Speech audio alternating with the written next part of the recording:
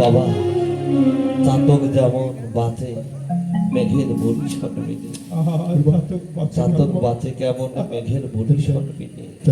এই জগতে আমরা আমার সাধুগুরু বৈষ্ণব সদা সর্বক্ষ সেই চাতক পাখির মতো চেয়ে থাকে, কবে একটু ভক্তের সঙ্গ পাবো, কবে ভক্তের মুখে একটু মধুর হরি কথা কৃষ্ণ কথা শ্রবণ করে আমার এই তাপিত পরাণ আমি শীতল করব।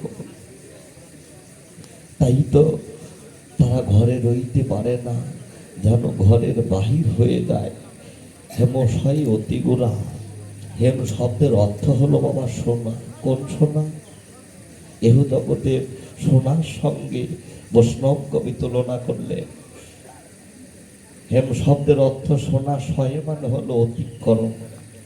গৌরে রূপের কাছে এই জাগতিক জগতের সোনাও হার মেনে গেল।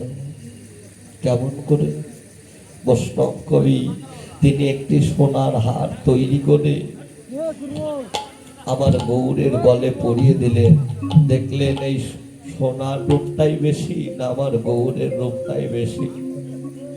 যখন সোনার মালা আমার গৌরের গলে পরিয়ে দিলে তখন কি হলো বাবা? গৌরের অঙ্গের স্পর্শ স্পর্শ পেয়ে এহ জগতের সোনা বাক শক্তি ফিরে পেল। সোনা কথা বলতে পারলো। যখনই কথা বলতে পারলে তখন সোনা বলছে, ওরে জগৎবাসী, তোমরা এ সোনায় আর কেউ করবে না। গৌর উপাসনার মানুষ যারা, গৌর ভালোবাসে তারা, এই জগতে তারা এ সোনা আর কেউ করবে না। কেননা বাবা, সোনা গলে কি দিলে? সোহাগা দিলে। এহ জগতের সোনা গলে সোহাগা দিলে স্বর্ণকার যারা, তারা ওই সোহাগা দিয়ে সোনাটা গলিয়ে প্রকৃত সোনা কতটুকু খাদ তারা আলাদা করে বের করতে পারে। কিন্তু বাবা, এই জগতে আমার ভগবানও পরীক্ষা করে, তুমি আমার কেমন ভক্ত। কেননা যে ভক্ত তো কত প্রকার বাবা।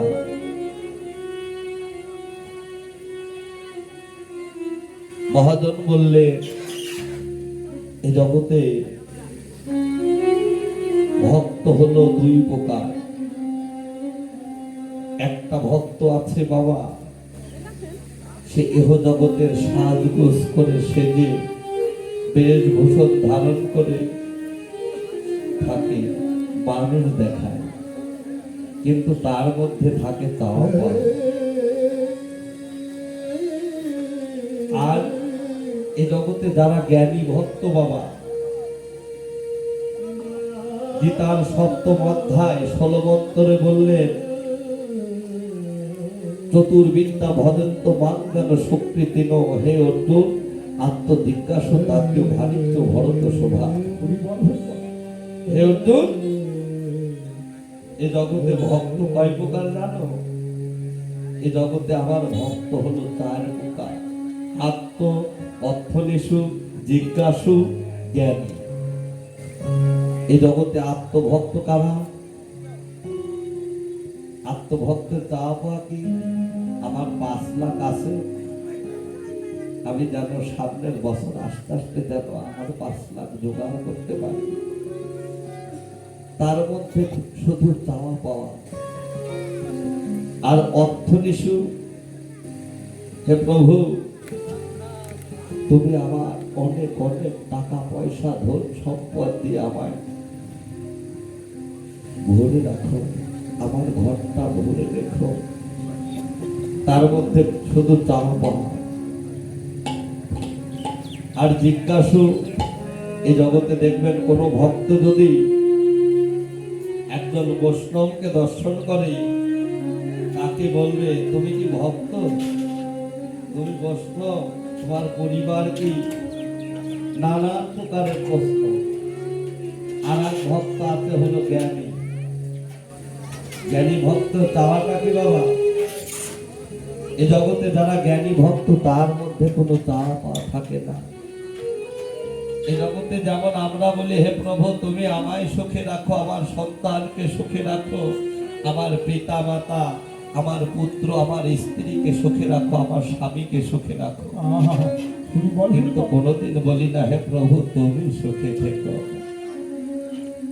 আমরা কোনো সময় বলি না হে প্রভু তুমি আমায় সুখে রাখো, আমার আত্মীয় পরিজন, আমার সবাইকে তুমি সুখে রাখো, কিন্তু আমরা কোনো সময় বলি না হে দয়াময় তুমি সুখে থেকো। তোমার সুখেই আমার সুখ। বলে কারা? এই জগতে যারা জ্ঞানী ভক্ত বাবা, তার মধ্যে কোনো চাওয়া পাওয়া থাকে না। একজন যদি কাউকে দেখেও যদি মন্দ কথা বলে, আরে সেই জ্ঞানী ভক্ত দুটি হাত তুলে আমার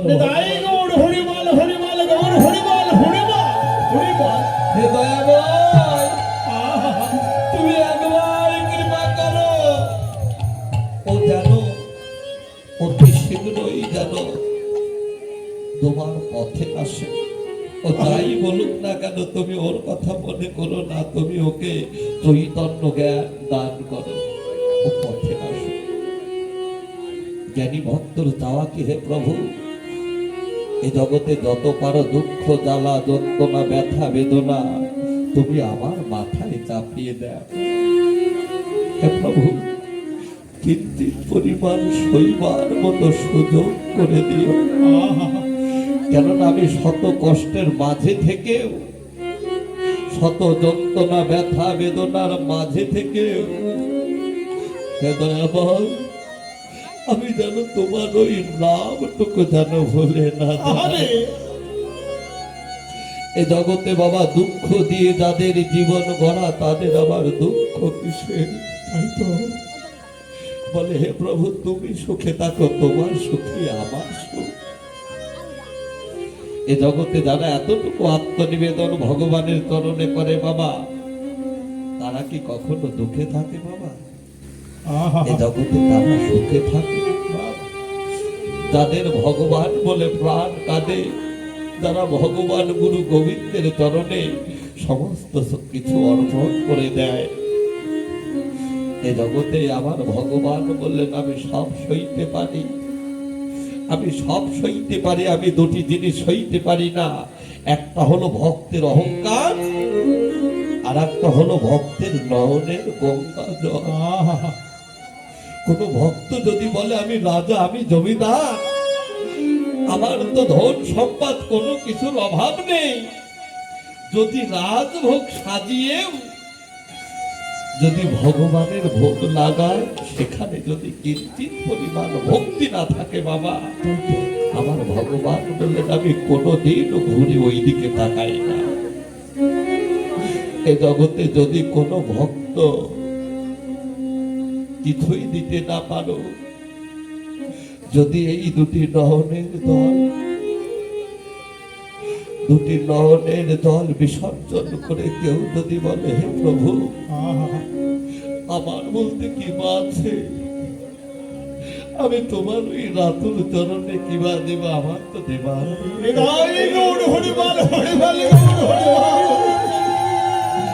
প্রভু আমার এই নয়নের দুফোঁটা নয়ন গঙ্গা জল আর এই হস্ত দ্বারা একটা পুষ্প আমি তোমার চরণে অর্পণ করলাম, তোমার ওই চরণের দান বলে গ্রহণ করো। ভগবান বললেন আমি ওই ভক্তের নয়নের জল আমি সইতে পারি না। কেননা কোন ভক্ত যদি হৃদয়ের দরজার কপাট খুলে দিয়ে আমায় ডাকার মতো ডাকতে পারে, আমি যে তখন ওই ভগবানের আসনে বসে থাকতে পারি না, আমি তখন ভক্ত রূপ ধারণ করে আমি সেই ভক্তকে আমার বক্ষে জড়িয়ে ধরে আমি আমার তাপিত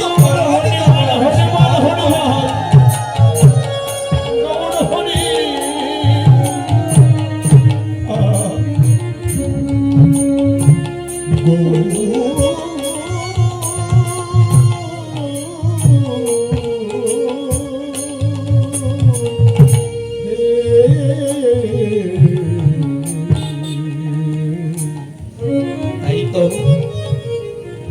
সোনা গলে সোহাগা দিলে, কিন্তু বাবা আমার বউ সোনা কি গলে? এই জগতে আমার বউ সোনাও গলে। কি দিলে? এই জগতে যদি কোনো ভক্ত তার প্রেম ভক্তি নয়নের জল ভক্তির রূপ সোহাগা কেউ যদি একবার গুরু কৃপা বলে আমার গুরুর চরণে লাগাতে পারে, সেই ভক্তের প্রেম ভক্তি নয়ন জলের কাছে এই জগতে আমার বউ সোনাও গলে যায়। তাই তো মহাজন বললেন, গলি গলি হরি বলে গৌর সোনায় আমার গলে যায়। শুধু গৌর নয়, এ জগতে রাই কাঞ্চন গলে যায়। জানে কারা? রসের রসিক যারা, ভাবের ভাবক তারা, প্রেমের প্রেমিক যারা, গৌর দেশের মানুষ যারা, এ জগতে তারাও জানে যেন রাই কাঞ্চন মাঝে মাঝে গলে যায়। আমাবস্যা পূর্ণিমা তিথিতে রাই কাঞ্চন মাঝে মাঝে গলে যায়। যোগের মানুষ গিয়ে চলে, যোগ ধরে বসে থাকে। এ জগতে রসিক ভক্ত যারা যারা, তারা সেই দিনের অপেক্ষা করে বসে থাকে। এ জগতে রাই কাঞ্চন মাঝে মাঝে গলে যায়। তাই তো মহাজন বললে, তখন সোনা গৌরের অঙ্গে পরিয়ে দিল। সোনা গৌরের অঙ্গের স্পর্শ পেয়ে সোনা বাক শক্তি ফিরে পেয়ে বললেন, ওরে ওরে বিশ্ববাসী, ওরে ওরে জগৎবাসী। সোনা বলছে, এ জগতে তোমরা এসো না, ওরে কেউ করবে না,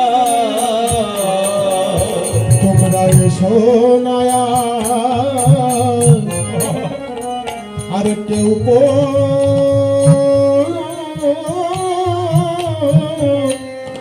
আগে কেউ করবে না। ওরে যারা গৌর উপাসনা, উপাসনার মানুষ যারা, তারা এসো না,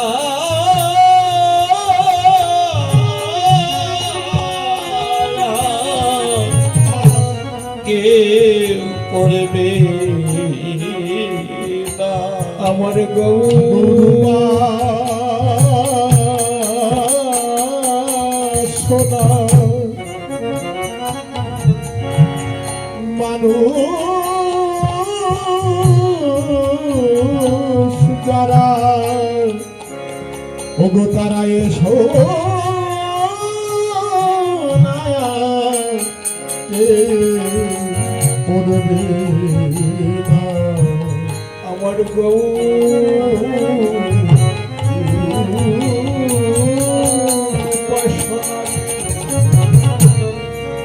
মানুষ যারা,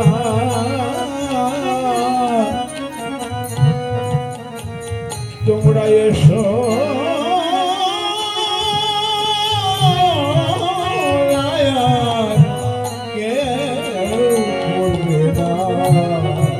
গৌর ভালো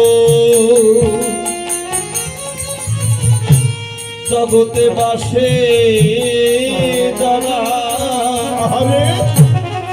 তারা এসো না, কেউ করবে না। গৌর ভালো ভালোবাসো যারা, তারা এসো না,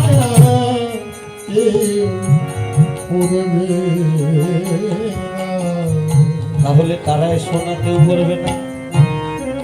যারা গৌর ভালোবাসে, যারা গৌর দেশের মানুষ, যারা গৌর ভক্ত, যারা যারা একমাত্র এ সোনার তারা কেউ করবে না। তাই তো বৈষ্ণব কবি আবার গৌরকে দর্শন করে তিনি পদ রচনা করলেন। ওগো পীড়িতির মূরতি কিয়ে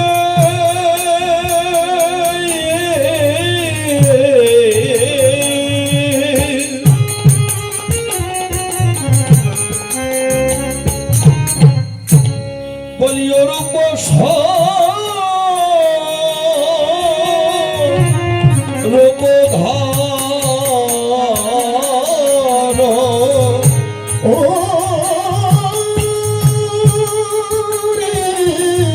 ওরে পীড়িতির মূরতি দিয়ে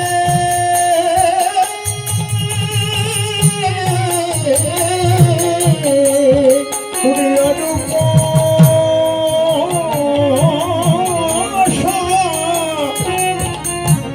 স্বরূপ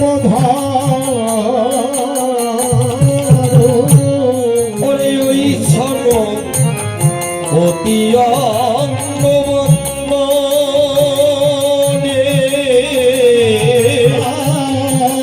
ওই ছন পতিয়া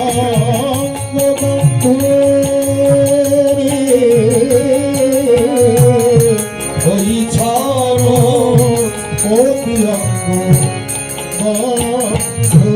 জানো মূরতি ধরেছে, মূরতি ধরিছে মূরতি ধরেছে, মূরতি ধরিছে আর ভাবময়ী রাধারানীর মূরতি ধরেছে,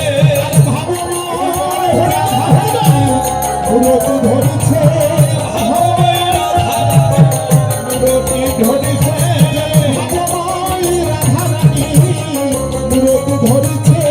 মূরতি ধরিছে মূরতি ধরেছে, মূরতি ধরিছে মূরতি ধরেছে, মূরতি ধরিছে ভাবময়ী রাধারানীর মূরতি ধরেছে,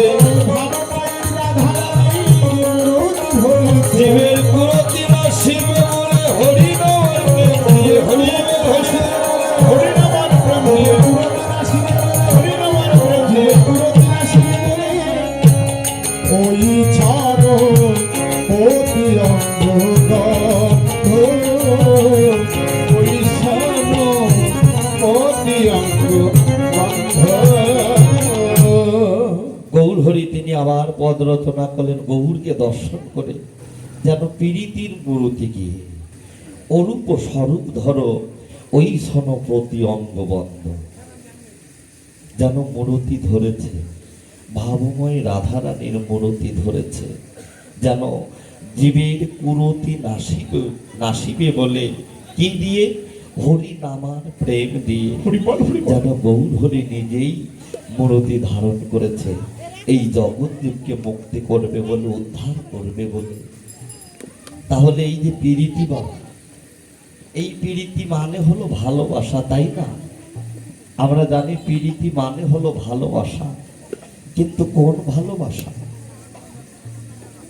এই যে ভালোবাসা, যেমন আমার বাবা আমার মাকে ভালোবাসে, আমার মা আমার বাবাকে ভালোবাসে, একটা ছেলে একটা মেয়েকে ভালোবাসে, যেমন মা মেয়েকে ভালোবাসে, মা ছেলেকে ভালোবাসে, পিতা সন্তানকে ভালোবাসে, গুরুজনদেরকে ভালোবাসে, এই ভালোবাসা। মহাজন বললেন না, প্রীতি মানে হলো ভালোবাসা, কিন্তু বাবা ভালোবাসা, বাসাটা কি? এ বাসা সে বাসা নয়। এহ জগতে প্রীতি মানে ভালোবাসা, কিন্তু এই ভালোবাসার মধ্যে বাবা চাওয়া পাওয়া থাকে, লোভ লালসা থাকে, থাকে না? যে ভালোবাসার মধ্যে আছে চাওয়া পাওয়া, লোভ লালসা, সেটাকে ভালোবাসা বলে না। একমাত্র ভালোবাসা করতে হলে ভগবান গৌর হরি বললেন, যদি ভালোবাসা করতে চাও তাহলে তুমি আগে করো বাসা ভালো। নিতাই গৌর হরিবাল হরিবাল হরিবাল গৌর হরিবাল বাবা। কেননা তোমরা আগে করো বাসা ভালো। কোন বাসা? এই দেহ বাসা। বাবা এহ জগতের যে বাসায় আমরা থাকি বাবা, দেখেন সুন্দর করে বসবাস করার জন্য কত সুন্দর করে আমরা বাসা তৈরি করি, একতলা দুইতলা, তাই না? আহা এহ জগতে যত করবে তালা তত বাড়বে জ্বালা। কেননা বাবা এহ জগতে বাসা তৈরি করতে হলে যেমন একজন মিস্ত্রি ইঞ্জিনিয়ারের কাছে যেতে হয়, তাই না? সেই মিস্ত্রি এসে আপনাকে সাজেশন দেবে, ইট বালু রড সিমেন্ট ইত্যাদি ইত্যাদি, এতদিন থেকে এতদিনের মধ্যে একটা বাসা তৈরি হবে। হরিবাল হরিবাল। কিন্তু বাবা সেই বাসা, সুন্দর বাসা যখন হয় তখন মানুষ বসবাস করে, কিন্তু এই বাসাটা তো আমার চিরস্থায়ের জন্য নয়। এহ জগতে ঢাকার শহরে যারা বাবা বাসা ভাড়া থাকে, যদি মাসিক বেতন ঠিক মতো না দিতে পারে, ওই বাসার মালিক তাকে ঘাড়ে ধাক্কা দিয়ে বের করে দেয়। দেহ জগতের যে বাসা আমরা মনে করি আমাদের, এ বাসা কিন্তু আমাদের নয়, তাই তো? কেননা এই বাসার মালিক হলো একদম অনাদি আদি গোবিন্দ, যিনি সর্বকারণের কারণ। একমাত্র আমার আপন বাসা কোথায়? আপন বাসা হলো ভগবানের শ্রীচরণ। আহা সেই ভগবানকে যদি ভালোবাসতে না পারি বাবা, ততদিন ওই আপন ঘরে আমি যেতে পারবো না। আর ইহ জগতের যে বাসায় আমরা বাস করছি বাবা, 2 দিন হোক 4 দিন হোক পরে আমাকে ঘাড় ধাক্কা দিয়ে বের করে দেবে। কেননা নিঃশ্বাসের বিশ্বাস নেই, ম্যানেজব না, মানুষ মরণশীল। কেননা 21,600 বার আপনার নিঃশ্বাসে প্রশ্বাসে আপ ডাউন করছে, কখন যেন আপনার সঙ্গে বিশ্বঘাতকতা করে। এই জগতে যেমন ভাই ভাইকে ফাঁকি দেয়, বন্ধুকে ফাঁকি দেয়, আত্মীয় স্বজনকে ফাঁকি দেয়, কিন্তু বাবা মৃত্যু তোমাকে কোনোদিন ফাঁকি দেবে না। যেদিন তোমার কাল সমনের ডাক চলে আসবে, কিবা সকাল কিবা দুপুর কিবা রাত, একটু সাজারও সময় দেবে না। যেভাবে যে অবস্থায় আছি আহা সেই অবস্থা থেকে এই সুন্দর পৃথিবী ছেড়ে আমাকে একা একা চলে যেতে হবে। হরিবাল হরিবাল।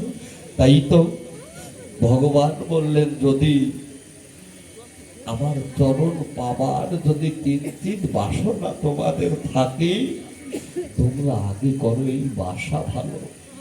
কোন বাসা? এই দেহ বাসা। এই দেহ বাসাটা তো পবিত্র বাবা, এই দেহ বাসাটা পবিত্র। কেননা যতদিন এই মানব দেহ দীক্ষা শিক্ষা মন্ত্র গ্রহণ না করবে বাবা, ততদিন এই দেহটা অপবিত্র। কেননা ওই দেহ কোনোদিন গুরু গোবিন্দের সেবায় লাগে না। ভগবান গৌর হরি নিজেই এই জীবের, কলির জীবের দেহটা অপবিত্র হয়ে গিয়েছে, পবিত্র করবার জন্য নিজেই তিনি মূর্তি ধারণ করলেন। বাবা হরিনাম প্রেম দিয়ে জীবের মুক্তি করবে বলে নিজেই তিনি মূর্তি ধারণ করলেন। কেননা এই অপবিত্র দেহটা দিয়ে কি কখনো ভগবানকে ভালোবাসা যাবে? এই যে আগেকার দিনে বাবা, এই যে রাজা হোসেন শাহ, রাজা হোসেন শাহ আমালে একটি যুবতী মেয়ে, সুন্দর রূপবতী গুণবতী, সেই মেয়ের রূপ দর্শন করে রাজা হোসেন শাহ তিনি কি করেছিলেন? ওই রূপে মুগ্ধ হয়ে জোর করে, ওই মেয়েটার নাম হলো সমত্তি রায়, সেই সমত্তি রায়কে জোর করে করোয়ার প্রাণী প্রাণ করাই তার পবিত্র দেহটাকে অপবিত্র করে দিয়েছিল। তখন সুমতি রায় মনে মনে ভাবলেন, হে প্রভু, আমি যাগ যোগ্য দেহ পেলাম, আমার এই পবিত্র দেহটা যে অপবিত্র করে দিল রাধা হোসেন শাহ। আহা, এই অপবিত্র দেহ কি কোনো সেবায় লাগবে? কোনো গুরু সেবা গোবিন্দের সেবায় লাগবে? গুরু গোবিন্দের সেবায় যদি না লাগে, তাহলে আমার এই মানব জন্মটাই তো হবে বৃথা। তাই তো এই অপবিত্র দেহটা পবিত্র করবার লাগি তিনি আগেকার আমাদের সমস্ত বিধান দিতেন কারা? আগেকার আমাদের ব্রাহ্মণগণ। সুমতি রায় গিয়েছিলেন ব্রাহ্মণদের কাছে, নবদ্বীপে যত ব্রাহ্মণ ছিল ব্রাহ্মণদের কাছে গেলেন, হে ব্রাহ্মণগণ, আমার এই দেহটা অপবিত্র হয়েছে, আমি পবিত্র করব, কি করলে তোমরা আমার বিধান দাও। নবদ্বীপের ব্রাহ্মণগণ বলল, সুমতি রায় শোনো, তোমার যে দেহটা অপবিত্র হয়েছে, একমাত্র পবিত্র হবে কি করলে? তুমি যদি গরম ঘি অর্থাৎ তপ্ত ঘি যদি প্রাণ করতে পারো, তপ্ত ঘি প্রাণ করে যদি প্রাণ ত্যাগ করতে পারো, তাহলেই তোমার এই অপবিত্র দেহটা পবিত্র হবে। হায় হায়, গরম ঘি প্রাণ করলে তো মানুষ মারা যায়, আমি যদি মারাই গেলাম, তাহলে আমার এই দেহটা যে পবিত্র হলো কি অপবিত্র হলো আমি ঠিক পালাম কি করে? তখন সুমতি রায় দুটি নয়নের তলে ভেসে ভেসে আবার ফিরে গেলেন। তিনি মনে মনে ভাবলেন, এই নবদ্বীপে আরো একজন ব্রাহ্মণ আছে, বাবা, আমি সেই ব্রাহ্মণের কাছে যাব। সেই ব্রাহ্মণকে, নবদ্বীপের মাঝে একজন ব্রাহ্মণ আছে, সেই ব্রাহ্মণ হলো আমার নিমাই পণ্ডিত। সুমতি রায় প্রভু নিমাই পণ্ডিতের কাছে গেলেন, হে প্রভু, হে প্রভু, আপনি আমায় কৃপা করুন, রাধা হোসেন শাহ করোয়ার প্রাণী পান করাই আমার পবিত্র দেহটাকে অপবিত্র করেছে। হে প্রভু, আপনার কাছে কি কোনো বিধান আছে আমার এই পবিত্র দেহটা, অপবিত্র দেহটা পবিত্র করা? তখন প্রভু নিমাই বলেন, তুমি যে যাদের কাছে গিয়েছিলে, ওই ব্রাহ্মণরা যে তোমাকে উপদেশ দিল তুমি তক্ত ঘি প্রাণ করায় প্রাণ ত্যাগ করো, আমি ওদের বিধান মানি না। শোনো সুমতি রায়, আমার কাছে একটা বিধান আছে, যদি তুমি পালন করতে পারো, তাহলে তোমার এই অপবিত্র দেহটা পবিত্র হয়ে যাবে। কিভাবে?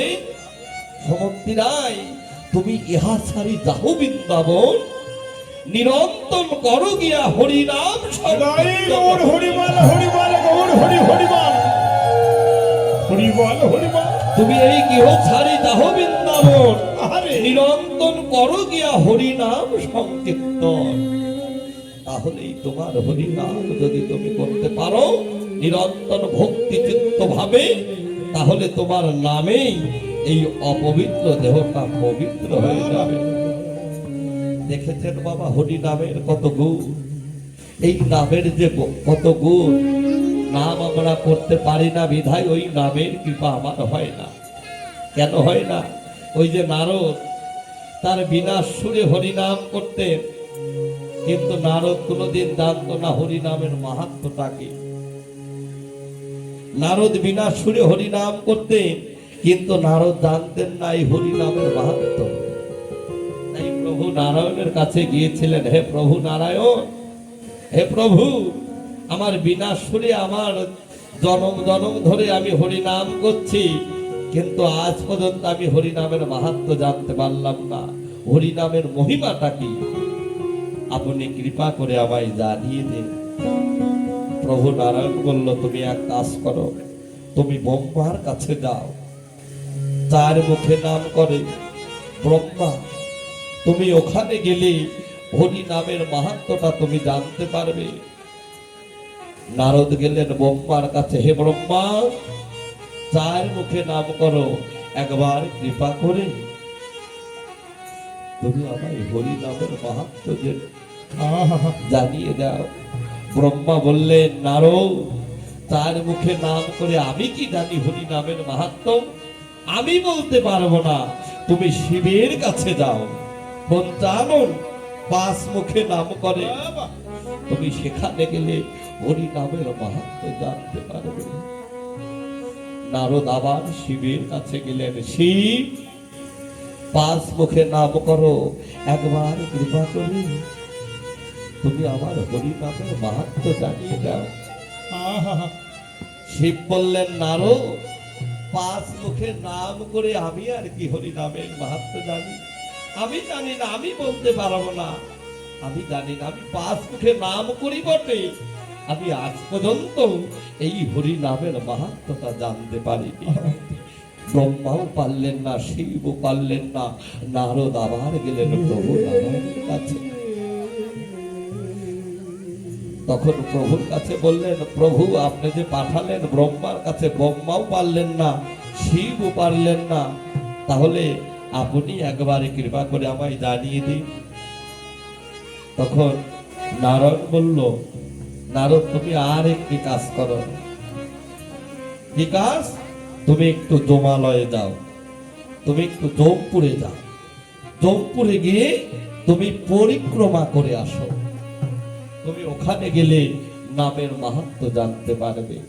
নারদের মনে বড় ব্যথা লাগলো। আহা, আমি শুনতে চাই হরি নামের মাহাত্ম্য, আর আমার প্রভু বলে ওই জমপুরে যেতে। জমপুরে কাদের বাস? এ জগতে যারা মহা মহা পাপ করে, পাপী তাপীদের বাস হলো এই জমপুরে। আমি ওই জমপুরে গিয়ে আমি হরি নামের মাহাত্ম্য কি জানবো। কেননা প্রভু যখন আদেশ করেছে আমাকে তো যেতেই হবে। নারদের মনে বড় ব্যথা, বিনা শুনে হরি নাম করছে আর যাচ্ছে ওই জমপুরের রাজাকে। জমপুরের রাজা হলো ধর্মরাজ যুধিষ্ঠির। যখন নারদ আমার বিনা শুনে হরি নাম করতে করতে যাচ্ছে, দূর থেকে ওই জমপুরের রাজা ধর্মরাজ যুধিষ্ঠির নারদকে দেখতে পেরে দুটি বাহু উত্তোলন করে হাসি বদনে বলছে, আহা,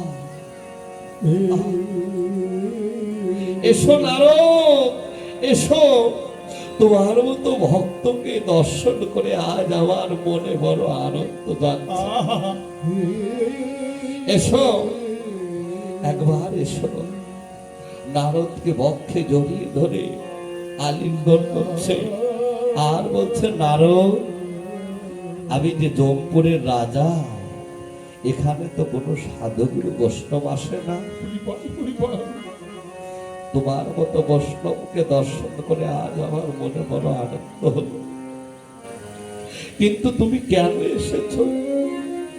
এখানে কেন এসেছো? নারদ বললে, ধর্মরাজ, আমি তোমার জমপুরীটা পরিক্রমা করব, আমি ঘুরে ঘুরে একটু দর্শন করব। বেশ, ধর্মরাজ যুধিষ্ঠির আগে আগে জমালয়ে প্রবেশ করলে, আর নারদ পিছু পিছু বিনা সুরে হরিনাম করছে। হরে কৃষ্ণ হরে কৃষ্ণ, কৃষ্ণ কৃষ্ণ হরে হরে, হরে রাম হরে রাম, রাম রাম হরে হরে। যখন নারদ হরিনাম করছে বিনা সুরে, ওই জমপুরের দিকদিককার যত পাপী তাপী ছিল সবাই যেন নারদের বদনে সেই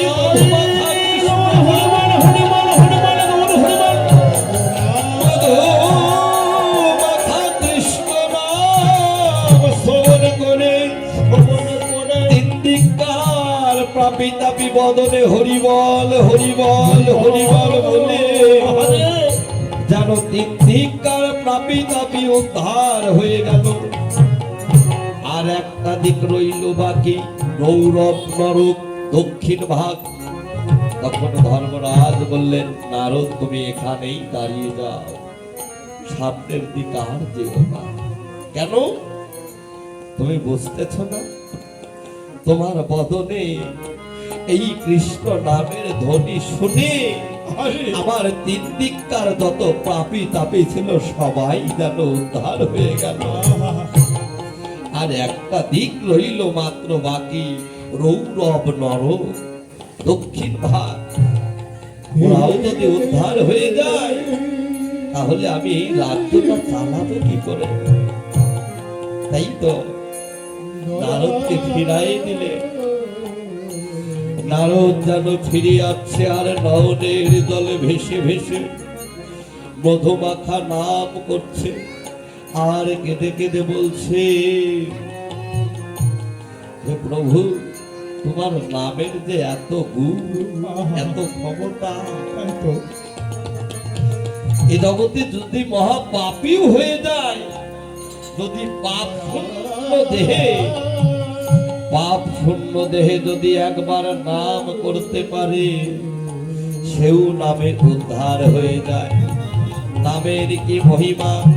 কেননা বাবা পাপ শূন্য দেহে নাম করতে পারি না বিধায় ওই নামের কৃপা আমার হয় না। অষ্ট সাত্বিক ভাবের উদয় যদি না হয়, স্তম্ভ কম্প শ্রোপলোক রামান্ত সরভেদ বৈবর্ণ ছেদ অষ্টপাশ ঘৃণা লজ্জা ভয় সংখ্যা জিজ্ঞাসা জাতি কুলমান, এই অষ্টদোষ যদি না কাঁদে না কাটে এ জগতে বাবা, সে কখনো নাম বলে প্রাণ তাহার কাঁদে না। কেননা কৃষ্ণ নাম বলিতে শুনিতে যদি না হয় প্রেমের অঙ্কুর, নিশ্চয় বুঝিবে অপরাধ আছে এই দেহেতে প্রচুর। তাই তো নারদ কেঁদে কেঁদে বলছে, হে প্রভু তোমার নামের কি মহিমা! কই নাম বলে তো আমার এই প্রাণ কাঁদলো না। কেমন করেই কাঁদবে? আমি তো কোনোদিন সাধু সঙ্গ করি নাই, আমি তো কোনোদিন ভক্তের সঙ্গ করি নাই, আমি যে কোনোদিন শ্রী গুরুর শ্রীচরণে এই দেহখানায় আত্মনিবেদন করি নাই। আমার এই দেহে নাই কোনো ভজন, নাই কোনো সাধন, নাই ভক্তি নয়নের জলে বিশ্বাস। তাই তো হে সাধুগুরু বৈষ্ণব, তোমরা একবারে কৃপা করে বলো বলো, ওরে এমন ভাগ্য আমার, ওরে আমার কবে বা,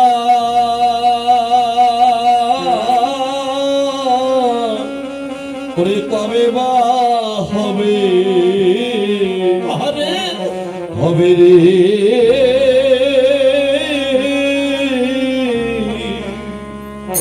বলো বলো এমন ভাগ্য আমার,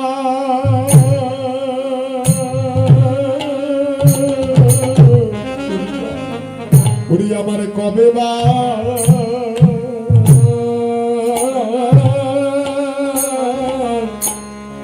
ওরে আমার কবে হবে,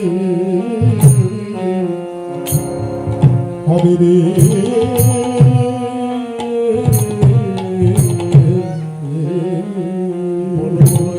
ভাগ্য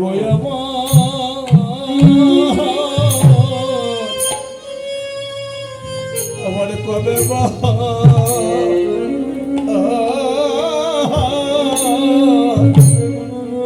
আমার কবে বা হবে রে। ওরে কবে কৃষ্ণ বলে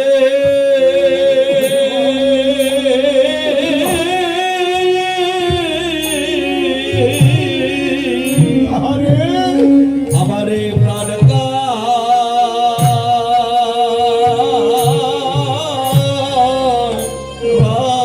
কাঁদিবে রে।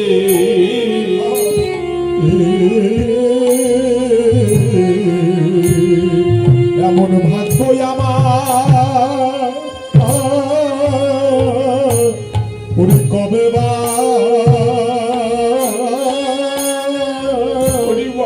ওরে আমার কবে বা হবে হবে রে কবে আমার কৃষ্ণ বলে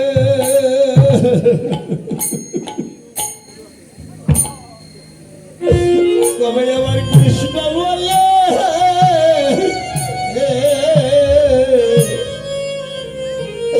আমার প্রাণে কাঁদিবে রে বলো বলো এমন ভাগ্য আমার কবে বা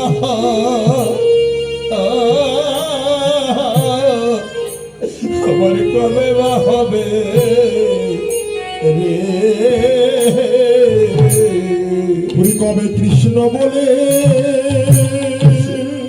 হৃদয় হরি হরি বল হরি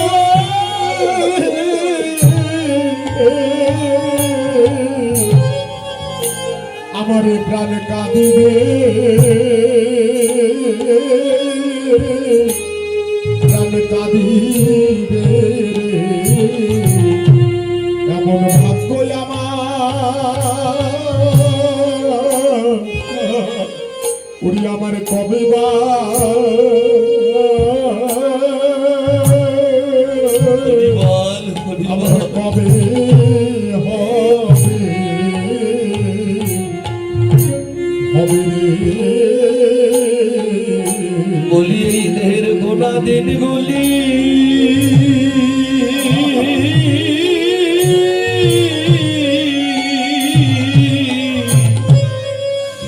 আমার ফুরিয়ে গেল রে ওরে একদিন গোবিন্দ বলে আমার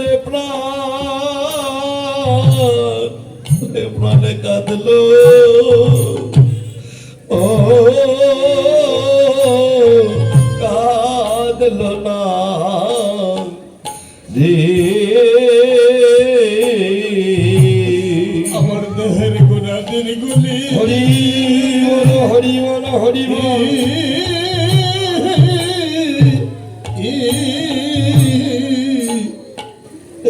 আমার ফোড়ায় গেল রে এ দেহ একদিন কৃষ্ণ বলে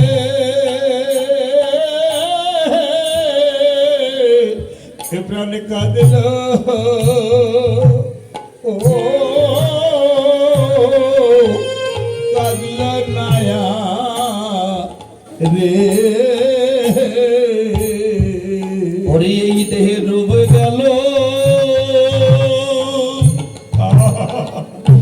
ও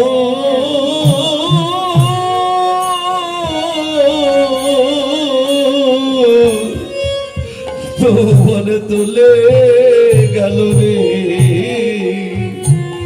ওরে একদিন কৃষ্ণ বলে আমার এ পানে কাঁদলো ও পান কাঁদিল না রে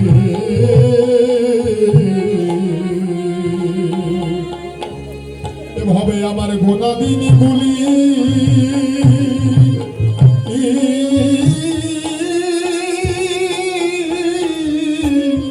ফুরায়ে ফুরায়ে গেল বলো বলো এমন ভাগ্য আমার আর কবে বা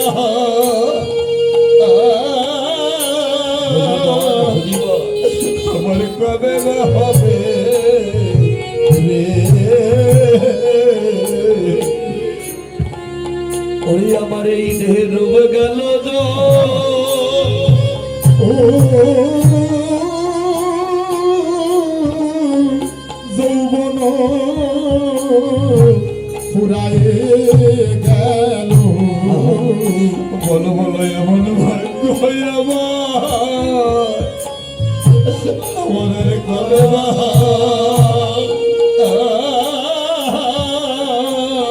ওরে আমার কবে হবে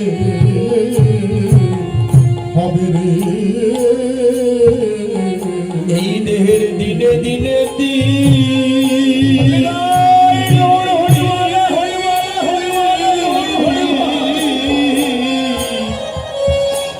দিলে ফুরায় গেল কৃষ্ণ বলে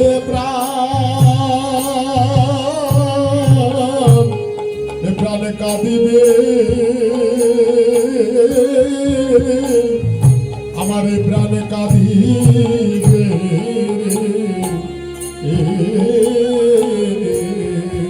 ওরে কবে কৃষ্ণ